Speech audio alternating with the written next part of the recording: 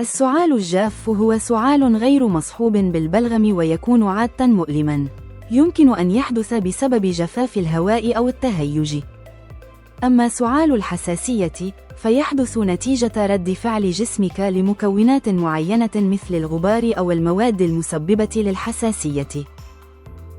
السعال بالبلغم ينشأ عندما يكون هناك زيادة في المخاط في الرئة، مما يؤدي إلى سعال مصحوب ببلغم. للسعال الجاف يمكن استخدام العسل أو السوائل الدافئة كمهدئات، وهذا ما يساعد على تخفيف الألم. في حالة السعال بسبب الحساسية، يجب تجنب مسببات الحساسية واستخدام مضادات الهستامين.